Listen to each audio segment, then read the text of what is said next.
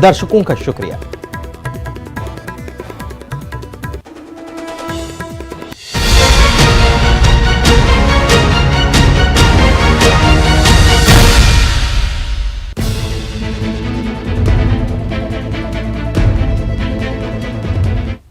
नमस्कार, 5 की आंच आप देख रहे हैं और आपके साथ मैं हूं पुनीत। बात हो रही है भानु प्रतापपुर में दम किसका नजर आने वाला है। जी हां, वोटिंग है और वोटिंग के पहले दावे तो अपनी अपनी तरफ से सभी कर रहे हैं, लेकिन दावों में दम कितना है, जमीनी हकीकत कितनी है। कांकेर के भानु प्रतापपुर विधानसभा में उपचुनाव होने जा रहा है और इसके लिए प्रचार का शोर तो थम ही चुका है। अब बीजेपी, कांग्रेस समेत तमाम प्रत्याशी डोर टू डोर कैंपेन में लगे हुए हैं। कांग्रेस विधायक और विधानसभा उपाध्यक्ष रहे मनोज मंडावी के निधन से यह सीट खाली हुई थी और इस सीट पर 5 दिसंबर को वोटिंग है, यानी कि कल वोटिंग है। सुबह 7 बजे से दोपहर 3 बजे तक वोटिंग का समय यहां तय किया गया है। कांग्रेस की तरफ से मनोज मंडावी की पत्नी को ही, सावित्री मंडावी को ही मैदान में उतारा गया है, तो बीजेपी की तरफ से ब्रह्मानंद नेताम अपनी किस्मत आजमा रहे हैं, जो पूर्व विधायक भी हैं। 2008 में वो यहां से विधायक चुने गए थे और ऐसे में दोनों पार्टियां अपने अपने जीत के दावे कर रही हैं। नतीजे आएंगे 8 दिसंबर को, तब तक सभी को इंतजार है, लेकिन उससे पहले कल कौन दम दिखाएगा, इंतजार है।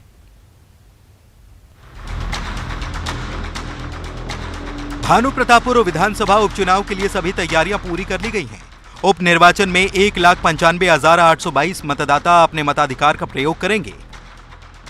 इनमें 95,266 पुरुष मतदाता और 1,05,55 महिला मतदाताओं के साथ एक थर्ड जेंडर मतदाता है। उप निर्वाचन के लिए 256 मतदान केंद्र बनाए गए हैं, जिनमें से 82 मतदान केंद्र नक्सल संवेदनशील और 17 मतदान केंद्र अति नक्सल संवेदनशील और 23 मतदान केंद्र राजनीतिक रूप से संवेदनशील हैं। मतदान को लेकर सुरक्षा के कड़े इंतजाम किए गए हैं। बस्तर रेंज के आईजी सुंदरराज बी के अनुसार 6,000 से अधिक जवान तैनात किए गए हैं। अर्धसैनिक, जिला पुलिस बल, एसटीएफ के जवान इस पर नजर रखेंगे। इसके अलावा चुनाव में पेट्रोलिंग पार्टियां भी लगाई गई हैं। भानु प्रतापपुर विधानसभा उपचुनाव में 7 लोग चुनाव मैदान में हैं। उनमें कांग्रेस की सावित्री मंडावी, बीजेपी से ब्रह्मानंद नेताम, अंबेडकराइट पार्टी से शिवलाल पुडो, गोंडवाना गणतंत्र पार्टी से घनश्याम जुर्री, राष्ट्रीय जनसभा से डायमंड नेताम, निर्दलीय आदिवासी समाज से अकबर कुर्राम, दिनेश कुमार कल्लो के नाम शामिल हैं। हालांकि मुख्य मुकाबला कांग्रेस की सावित्री मंडावी और बीजेपी के ब्रह्मानंद नेताम के बीच है। वहीं बस्तर में आदिवासियों की संस्था सर्व आदिवासी समाज ने भी अपने उम्मीदवार अकबर राम कुर्राम को चुनाव के लिए मैदान में उतारा है। कुर्राम निर्दलीय चुनाव लड़ रहे हैं। इस उपचुनाव के लिए मुख्यमंत्री भूपेश बघेल तथा कांग्रेस के अन्य वरिष्ठ नेताओं ने अपनी पार्टी की ओर से प्रचार किया तथा भाजपा के लिए पूर्व मुख्यमंत्री रमन सिंह और पार्टी के प्रदेश अध्यक्ष अरुण साव ने प्रचार किया। चुनाव प्रचार के दौरान कांग्रेस ने भाजपा उम्मीदवार ब्रह्मानंद नेताम पर निशाना साधते हुए कहा कि वो झारखंड में एक रेप के मामले में आरोपी हैं और इसको लेकर जमकर आरोप प्रत्यारोप की राजनीति हुई। हालांकि बीजेपी ने आरोपों का खंडन किया और कहा कि उपचुनाव में हार की आशंका के कारण मुख्यमंत्री भूपेश बघेल ने झारखंड सरकार के साथ मिलकर नेताम को बदनाम करने की साजिश रची है। खैर, आरोप प्रत्यारोप की राजनीति के बीच चुनाव प्रचार के दौरान दोनों दलों ने जीत के लिए अपनी पूरी ताकत झोंक दी है और सभी अपनी अपनी जीत के दावे कर रहे हैं। वोटिंग के बाद अब प्रत्याशियों के साथ मतदाताओं को चुनाव परिणाम का इंतजार रहेगा। Bureau report, news 18। तो दंगल का हाल क्या है, सीधे जानते हैं खेम नारायण से। खेम नारायण,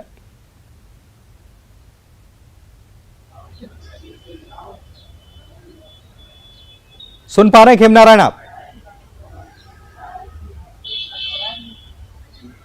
जी जी, आप प्रश्न करेंगे सर जी। दंगल का हाल क्या है, कौन दमदार है? प्रत्याशी तो साथ हैं, लेकिन मुख्य मुकाबला तो बीजेपी और कांग्रेस के बीच में ही है। आपने तो पूरी कवरेज की है, क्या तस्वीर नजर आ रही है?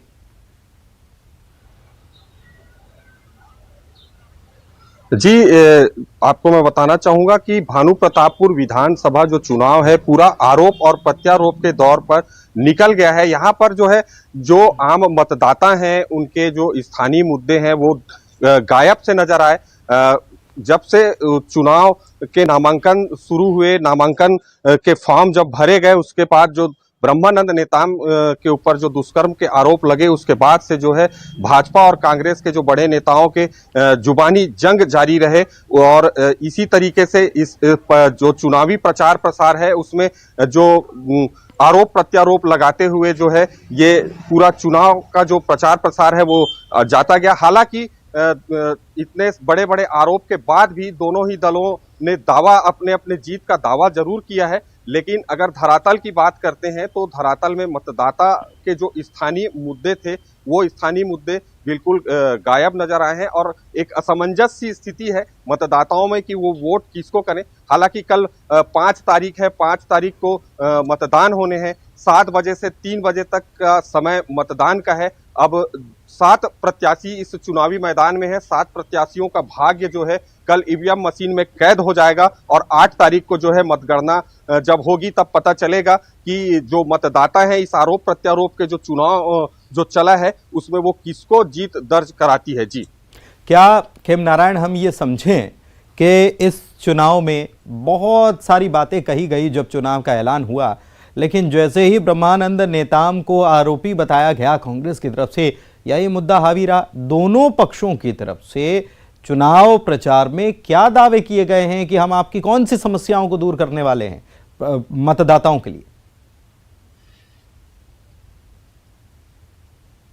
जी, मैं आपको बताना चाहूंगा चुनाव से पहले ही आरक्षण को लेकर जिस प्रकार से यहाँ पर क्या आदिवासी बहुल क्षेत्र है और आदिवासी मतदाता अधिक है, तो आदिवासियों को आरक्षण कटौती का जो मुद्दा था वो काफी गरमाया हुआ नजर आया पूरे चुनाव भर और आदिवासी समाज ने के कई प्रत्याशी खड़े करने का एक निर्णय भी ले लिया था। लेकिन जब नामांकन वापसी का दिन था तो आदिवासी समाज के कई जो प्रत्याशी हैं उन्होंने अपना नाम वापस ले लिया। आरक्षण का मुद्दा जो है इस चुनाव प्रचार प्रसार में आखिरी तक चला। हालांकि राज्य सरकार छत्तीसगढ़ की कांग्रेस सरकार ने जो है आरक्षण विधेयक बिल पारित किया है, जिससे थोड़ा सा अब कांग्रेस को ये लग रहा है कि आदिवासी समाज का जो वो वोट बैंक है वो उनको मिलेगा और वो जीत दर्ज करेंगे। जी, बहुत शुक्रिया आपका इस जानकारी के लिए।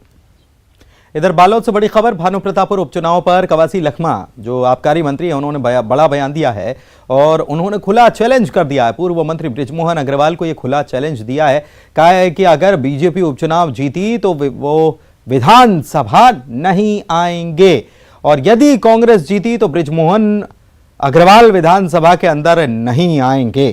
तो ये चैलेंज कर दिया। वैसे चैलेंज अब इन दिनों कवासी लखमा बड़े चैलेंज कर रहे हैं। इसके पहले उन्होंने आदिवासी आरक्षण के मामले को लेकर भी कह दिया था कि अगर ये विधानसभा में पास नहीं होता वो राष्ट्रपति तक जाएंगे और अगर नहीं होता है तो फिर वो राजनीति से संन्यास ले लेंगे। लेकिन इस बार उन्होंने अब चुनाव परिणाम को लेकर चैलेंज कर दिया है और कहा है कि अगर बीजेपी उपचुनाव में जीत जाती है तो वो विधानसभा ही नहीं जाएंगे और अगर कांग्रेस जीतती है तो उन्होंने चैलेंज किया बृजमोहन अग्रवाल को कि वो फिर विधानसभा के अंदर कदम ना रखें। क्या कहा सुनवाते? लगातार बोल रहा था तुम बान प्रतापपुर का प्रभारी हूं, बीजेपी से कांग्रेस का प्रभारी मैं भी हूं, यहाँ के मंत्री अनिला बेंडिया, मैं इस विधानसभा में हम लोग दोनों प्रभारी हैं और तुम भी प्रभारी हो। अगर बानू का सीट छू जीतेगा तो विधानसभा के अंदर आना, अगर मैं नहीं जीता मैं नहीं आऊंगा, तुम भी नहीं आना। मैं इसको चैलेंज दिया हूं। ये बृजमोहन के जो चालाकी है वो बस्तर में नहीं चलेगा। चालाकी बस्तर में नहीं चलेगी। देवव्रत भगत हमारे संवाददाता हमारे साथ लाइव जुड़े हुए हैं, सीधे उनसे बात करते हैं। देवव्रत, ये चैलेंज दे दिया है, ये बता रहे हैं वो कि उन्होंने चैलेंज बृजमोहन अग्रवाल को दिया है और कहा है कि या तो मैं नहीं आऊंगा या तुम मत आना। लेकिन सबसे बड़ी बात यह है कि बृजमोहन अग्रवाल ने चैलेंज एक्सेप्ट किया कि नहीं किया, क्योंकि चैलेंज देने में कवासी लखमा बड़े माहिर माने जाते हैं और जब भी बोलते हैं तो चैलेंज दे ही जाते हैं, आदिवासी आरक्षण का मामला हो या फिर ये चुनाव में हार जीत का मामला हो।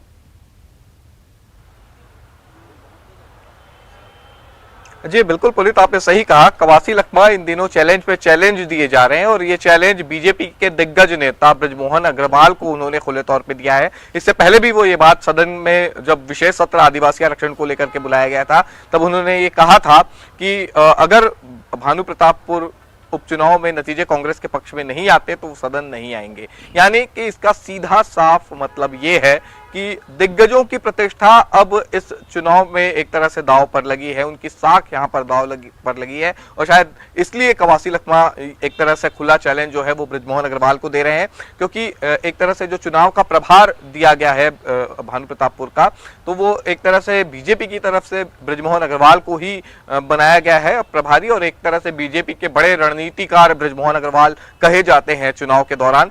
और चुनावी जो एक तरह से नीति और नियमों को लेकर के, इसके अलावा जो चुनावी बिसात बिछाने में माहिर बृजमोहन अग्रवाल माने जाते हैं, और ऐसे में कवासी लखमा ने उनको खुले तौर पर चैलेंज कर दिया, जो कि एक आदिवासी नेता है, और कांग्रेस से उनको एक तरह से ये पूरी जिम्मेदारी जो है वो भानु प्रताप उपचुनाव में दी गई है। एक बात यहाँ पर और कि दिग्गजों की प्रतिष्ठा इसलिए दांव पर लगी है क्योंकि सत्ता पक्ष से जहां मुख्यमंत्री भूपेश बघेल समेत तमाम मंत्री, नेता और विधायक यहां पर प्रचार करते हुए दिखाई दिए भानु प्रतापपुर उपचुनाव में, पूरी जोर आजमाइश सत्ता पक्ष से भी की गई, तो वहीं विपक्ष की तरफ से पूर्व मुख्यमंत्री रमन सिंह और इसके अलावा जो नए प्रदेश अध्यक्ष अरुण साव समेत तमाम नेता वहीं डटे रहे हैं। तब इसलिए अब एक तरह से ये प्रतिष्ठा का प्रश्न बन गया है और ये चैलेंज वाला किया जा रहा है। कार्यक्रम जो है देवव्रत, ये चैलेंज वाला कार्यक्रम जो है ये बड़ा इन दिनों छत्तीसगढ़ में खूब ट्रेंड कर रहा है। याद है हमको कि अजय चंद्राकर ने चुनाव के नतीजों को लेकर पहले चैलेंज किया था और कह दिया था कि वो अगर नतीजे नहीं आते हैं तो फिर वो राजनीति छोड़ देंगे, या इस प्रकार से कुछ उन्होंने कहा था। ठीक से उसको याद हम नहीं कर पा रहे। अभी थोड़े दिन पहले कवासी लखमा ने चैलेंज दिया था, वो भी हमको याद है। कुछ दिन पहले इन्होंने भी चैलेंज दिया था बृजमोहन अग्रवाल ने कि अगर दम है, हिम्मत है तो गिरफ्तार करके दिखाओ ब्रह्मानंद नेता हमको। तो ये चैलेंज का खेल इतना क्यों शुरू हो गया है? क्या 2023 या फिर इसके अलावा 23 तो ठीक है, चुनाव तो आता है सामने, तो बहुत सारी चीजें होती हैं, लेकिन इसके अलावा और ऐसी क्या बात है कि बीजेपी और कांग्रेस जो है बहुत ज्यादा टकराव की स्थिति में? जी, वो इसलिए क्योंकि ये सीट पहले कांग्रेस के ही पास थी, और ऐसे में कांग्रेस के लिए ये एक बड़ा चैलेंज हो जाता है कि साल 2023 से पहले के लिए एक तरह से इसे सत्ता का सेमीफाइनल कहा जा रहा है। और जब उपचुनाव, क्योंकि अभी लगातार जितने भी उपचुनाव हुए हैं 5 सालों के कांग्रेस के कार्यकाल में, ये 5वां उपचुनाव है, और इस दौरान अब जितने भी उपचुनाव हुए हैं उसमें कांग्रेस ही ने ही जीत हासिल की है, क्योंकि दंतेवाड़ा जो कि बीजेपी काबिज ठीक है, ठीक है, आप देर बने रहिए। हमें चिमनानी साहब हमारे साथ जुड़े हुए हैं, उनसे बात कर लेते हैं। चिमनानी साहब, कवासी लखमा साहब का बयान आपने सुना होगा, नहीं सुना तो हम बता देते। चैलेंज वो दे रहे हैं बृजमोहन अग्रवाल को कि या तो अगर बीजेपी के पक्ष में नतीजे आए तो मैं विधानसभा में नहीं जाऊंगा, और अगर कांग्रेस के पक्ष में नतीजे अगर आते हैं तो फिर आप विधानसभा में मत जाना। क्या कहेंगे इस चैलेंज पर अमित जी?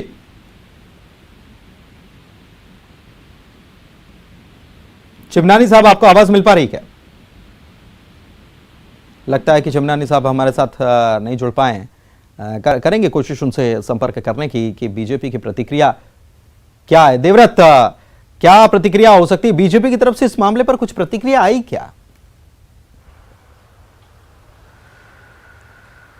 जी, बीजेपी दरअसल अभी बड़े बदलाव के साथ उतरी है, और ये इस पूरे बदलाव के बाद पहला चुनाव है, लिहाजा दिग्गजों के पास ये अपने आप को साबित करने का बड़ा मौका है, और इसीलिए फूंक फूंक कर कदम रखा जा रहा है। हालांकि बीजेपी के प्रत्याशी के ऊपर कई आरोप भी इस दौरान कांग्रेस ने लगाए हैं, लेकिन इसके बावजूद अब पूरी ताकत बीजेपी ने यहां झोंकी है, जोर शोर से प्रचार किया है, और इसलिए जो दिग्गज नेता है वही यहां पर पूरी तरह से कमान संभाले हुए हैं। भले ही प्रत्याशी के तौर पर ब्रह्मानंद नेताम दिखाई दे रहे हैं, लेकिन पूरी पार्टी एक तरह से ये चुनाव लड़ रही है। कुछ ऐसी ही स्थिति जो है वो कांग्रेस के साथ भी दिख रही है, क्योंकि कांग्रेस नहीं चाहेगी कि सत्ता में काबिज रहते हुए इस सीट से हाथ धोनी पड़े, और वो भी तब जब उनके एक दिग्गज नेता जो है वो इस सीट में विधायक रहे हैं। तो पुरजोर कोशिश दोनों तरफ से की गई है, और पूरे दिग्गज जो है वो यहाँ पर प्रचार के लिए पहुंचे, और इसीलिए दिग्गजों की प्रतिष्ठा यहाँ पर दांव पर लगी है, और इसी प्रतिष्ठा को एक तरह से ललकारने की कोशिश यहाँ पर कवासी लखमा ने की है। लेकिन एक बात ये भी कहना पड़ेगा कि लगातार चिमनानी साहब जुड़ गए हैं, सबसे पहले उनसे बात अब कर लेते हैं। देवव्रत, चिमनानी साहब, आपको आवाज मिल पा रही है? चिमनानी साहब, आप सुन पा रहे हैं? चलिए, आवाज़ ही नहीं जा रही चिमनानी साहब को, कुछ कहीं ना कहीं तकनीकी दिक्कत है जिसकी वजह से शायद उन तक ये आवाज़ पहुंच नहीं पा रही। देवव्रत हमारे साथ लगातार बने हुए हैं। देवव्रत, वाकई में ये बड़ा दिलचस्प खेल होता जा रहा है और अभी हम कुछ देर पहले बात कर रहे थे भानु प्रतापपुर की जो रिपोर्ट है उस पर हम बात कर रहे थे, तो वहाँ हमारे सहयोगी खेम नारायण जो हैं वो ये बता रहे थे कि असल मुद्दे जो हैं, जनता के मुद्दे जो हैं वो तो आया भी रहे इस बार, और इस बार चाहे वो आरक्षण का मुद्दा हो या फिर प्रत्याशियों के ऊपर आरोपी कौन है कौन नहीं है ये मुद्दा, ये ज़्यादा हावी रहा है।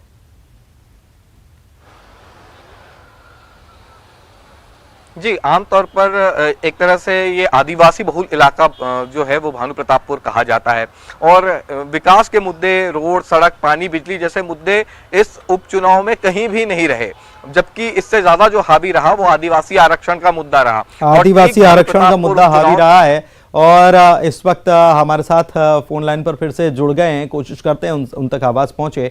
नितिन बंसाली साहब कांग्रेस की तरफ से जुड़े हैं और अमित चिमनानी साहब बीजेपी की तरफ से जुड़े हुए। क्या आप दोनों को मेरी आवाज़ मिल पा रही है, अमित जी और नितिन जी? नमस्कार, हाँ बोलिए जी। सबसे पहले नितिन जी मैं आप ही के पास, अमित जी मैं आपके पास आता हूँ, माफ कीजिएगा। क्या कहेंगे अमित जी, ये चैलेंज दिया जा रहा है कि अगर भानु प्रतापपुर का चुनाव आप जीत जाओ तो मैं विधानसभा नहीं आऊंगा और हम जीत गए तो तुम मत आना, बृजमोहन अग्रवाल साहब को कवासी लखमा चैलेंज देना है। लगता है बृजमोहन जी को चैलेंज देने के बजाय कवासी लखमा जी को यह आत्मचिंतन करना चाहिए कि उन्हीं की पार्टी बार बार आदिवासी समाज का अपमान क्यों कर रही है। आज उन्हीं के फोटो को जारी करके, सारे आदिवासी नेताओं के फोटो को जारी करके, उनके माध्यम से आदिवासी समाज का इश्तिहार दे करके अपमान करने का काम किया गया है और आदिवासी समाज को बिकाऊ बताया गया है। तो नितिन बंसाली जी थोड़ा समझाएं कि आदिवासी समाज बिकाऊ है क्या और कांग्रेस पार्टी ने विज्ञापन देकर आदिवासी समाज का क्यों अपमान किया। नितिन जी, ये चैलेंज वैलेंज बात में करते रहे। नितिन जी, देखिए, ये हर चीज को गलत तरीके से देखना, गलत तरीके से प्रेजेंट करना और जनता के मन में भ्रम फैलाने की कोशिश करना, ये भारतीय जनता पार्टी का चाल और चरित्र है। उल्टा चोर कोतवाल को डांटे। एक तो दुष्कर्म और बलात्कार के आरोपी को वहां पर इन्होंने अपना प्रत्याशी बनाया, इनकी नाक तो वही कट चुकी थी, कुछ बोलने की स्थिति बची नहीं है। आरक्षण पर भी ये बात ना करे तो बेहतर है। कवासी लखमा जी एक वरिष्ठ नेता है, उनके कद का कोई नेता नहीं है आदिवासी। लेकिन नितिन जी ये चैलेंज का खेल क्यों चल रहा है? चैलेंज है भाई, है चैलेंज उन्होंने दिया है तो कि काम पे बात हो रही है, मनोज भंडावी के काम पर और उनके नाम पर और प्रदेश सरकार के काम पर हम जनता के बीच गए हैं। और जैसा कि जन आशीर्वाद हर उपचुनाव में 2018 के बाद कांग्रेस को मिला है, तो निश्चित तौर पर हम ये चुनाव भी रिकॉर्ड तोड़ मतों से चिमनानी साहब चैलेंज एक्सेप्ट करते हैं क्या? मुंह की खानी पड़ी। देखिए, अगर जो नितिन जी बात कह रहे हैं ना, वो अगर होती, विकास के दम पे चुनाव जीत रहे होते तो इश्तिहार में लिखना पड़ता क्या कि आदिवासी समाज के नेता चंद रुपयों में बिक गए हैं। नितिन जी, कोई भ्रम नहीं फैलाया जा रहा है, अखबार में ये ऐड है, आप देख लीजिए। भ्रम कांग्रेस को अब काउंटर में फैलाना पड़ रहा है। आपने साफ शब्दों में लिख लिया, विनाशकाले विपरीत बुद्धि वाली बात हमने सुनी थी, कांग्रेस उसको चरितार्थ कर रही है। आप लोगों को क्या हो गया? आप विकास के मुद्दों पर बात करिए। आप लोग कभी आप चैलेंज देते हैं, कभी आप आदिवासी समाज को बेकाऊ बता देते हैं, कभी आप बीजेपी के प्रत्याशी पर झूठे आरोप लगा देते हैं। अरे आप पिछले 15 दिनों से आरोप लगा रहे हैं, पुलिस आकर के भी उसको कुछ नहीं कर पाई। लगाने वाली जो आप ये बात कर रहे हैं, झारखंड की पुलिस का कुछ नहीं कर पाई। जहाँ पर कोई बलात्कार का आरोपी होता है तो पुलिस पकड़ के ले जाती है कि नहीं उसको? बलात्कार के आरोपी के लिए पूरी चलिए ठीक है, कुल मिलाकर ये भी चैलेंज ही तो है, भले ही सीधा नहीं दिया जा रहा है। बहुत शुक्रिया आप दोनों का हमारे साथ जुड़ने के लिए। देवव्रत आपका भी शुक्रिया। नतीजे बता देंगे चैलेंज किसने एक्सेप्ट किया किसने नहीं किया। अगले साल फरवरी में कांग्रेस का अधिवेशन रायपुर में होना है। दिल्ली में कांग्रेस स्टीयरिंग कमेटी की बैठक में यह फैसला लिया गया है। कांग्रेस स्टीयरिंग कमेटी की बैठक में मुख्यमंत्री भूपेश बघेल शामिल हुए। 2 से 4 फरवरी को रायपुर में कांग्रेस की 3 दिनों का अधिवेशन होगा। इसमें देश भर के कांग्रेस के नेता शामिल होंगे। इसमें कांग्रेस अध्यक्ष के तौर पर मल्लिकार्जुन खड़गे के निर्वाचन पर मुहर लगेगी और फिर नई कार्य समिति के गठन की प्रक्रिया शुरू हो जाएगी। मल्लिकार्जुन खड़गे के अध्यक्ष बनने के बाद कांग्रेस स्टीयरिंग कमेटी की यह पहली बैठक थी। रायपुर में कांग्रेस के अधिवेशन की घोषणा पर सीएम भूपेश बघेल ने खुशी जताई और कहा कि यह छत्तीसगढ़ कांग्रेस के लिए बड़ी उपलब्धि है। अधिवेशन को शानदार तरीके से हम पूर्ण कर देंगे। हमारे साथ छत्तीसगढ़ के मुख्यमंत्री भूपेश बघेल जी, उनसे बात करते हैं। सर, प्लेनरी सेशन हुआ, ऐसा बताया जा रहा है कि इस बार का जो प्लेनरी सेशन की जो स्टीयरिंग कमेटी की मीटिंग में प्लेनरी सेशन को कहा जा रहा है कि रायपुर में होगा, कितनी बड़ी बहुत बड़ी उपलब्धि है हमारे लिए और बड़ी जिम्मेदारी दी है खरगे साहब और पूरी स्टेयरिंग कमेटी ने विश्वास व्यक्त किया कांग्रेस छत्तीसगढ़ पर, तो ये हमारे लिए खुशी की बात है। और हम लोग छत्तीसगढ़ बहुत उत्साहित है कि वहाँ पूरे देश भर के 10,000 के अधिक डेलीगेट आएंगे और सारे नेता रहेंगे उपस्थित, तो ये हमारे लिए बड़ी खुशी की बात है। इससे चुनौती भी बड़ी हुई क्योंकि 3 दिनों का अधिवेशन जो होगा रायपुर में सर, कार्यक्रम संपादित करना अपने आप में चुनौती होता है, लेकिन सभी हमारे प्रभारी जी हैं, एआईसीसी के हमारे जनरल सेक्रेटरी हैं, सबका मार्गदर्शन मिलेगा, सारे जो अनुभवी लोग हैं उसे मार्गदर्शन लेंगे और सब कर लेंगे। सर एक आखिरी सवाल है, आप चूंकि हिमाचल में सीनियर ऑब्जर्वर रहे हैं, उसके अलावा गुजरात में आपने प्रचार किया, दोनों राज्यों का अगर बात करें तो कितनी उम्मीदें वहां से दिखती हैं सर? जहां तक हिमाचल प्रदेश है कांग्रेस आ रही है और गुजरात में भी लोग खासे नाराज हैं, खासकर महंगाई और बेरोजगारी से लोग परेशान हैं और मुझे ये ऐसा लगता है कि लोग अब दूसरे के मुद्दे पे नहीं अपने मुद्दों पे मतदान करेंगे और उनके मुद्दे महंगाई और बेरोजगारी है। बातचीत के लिए शुक्रिया। वीडियो जर्नलिस्ट आकाश के साथ रवि सिसोदिया, न्यूज 18 दिल्ली। रायपुर राष्ट्रीय प्लीनरी सेशन, प्लीनरी अधिवेशन रायपुर में होगा और फरवरी के दूसरे भाग में होगा। ये 3 दिन का अधिवेशन होगा, प्लीनरी अधिवेशन। जब कोई नया अध्यक्ष चुना जाता है या नियुक्त किए जाते हैं उसके बाद एक प्लीनरी सेशन होती है और ये हमारे पार्टी संविधान के मुताबिक है। देवव्रत हमारे सहयोगी हमारे साथ लाइव जुड़े हुए हैं इसी खबर पर, उनसे भी बात करते हैं। देवव्रत, हम देख रहे हैं छत्तीसगढ़ का कद अगर देखा जाए कांग्रेस में तो ये बढ़ता जा रहा है, भरोसा बढ़ता जा रहा है और यही वजह है कि छत्तीसगढ़ की राजधानी रायपुर में ये अधिवेशन बुलाया जा रहा है। जी बिल्कुल, छत्तीसगढ़ का कद बढ़ता जा रहा है और आला कमान का छत्तीसगढ़ के नेताओं पर भरोसा बढ़ता जा रहा है और यही वजह है कि छत्तीसगढ़ में कांग्रेस का सबसे बड़ा अधिवेशन जो है वो इस साल किया जा रहा है। और पहली बार ऐसा है कि जब मध्य प्रदेश से पृथक होने के बाद छत्तीसगढ़ में राष्ट्रीय अधिवेशन जो है वो कांग्रेस का रखा गया हो, क्योंकि अब जिस तरह से मल्लिकार्जुन खड़गे को राष्ट्रीय अध्यक्ष बनाया गया है, नेतृत्व मिली है, कमान मिली है, उसके बाद ये पहला अधिवेशन है और तमाम जो दिग्गज नेता हैं वो यहाँ मौजूद रहेंगे और देखने वाली ये बात होगी कि पूरी तैयारी किस तरह से होती है, क्योंकि बड़ा आयोजन है, तमाम वीआईपी यहाँ पर मौजूद रहेंगे और छत्तीसगढ़ के लिए सबसे बड़ा मौका भी है। जी चलिए, बहुत शुक्रिया आपका इस जानकारी के लिए और इसी के साथ आज 5 की आंच में इतना ही। नमस्कार।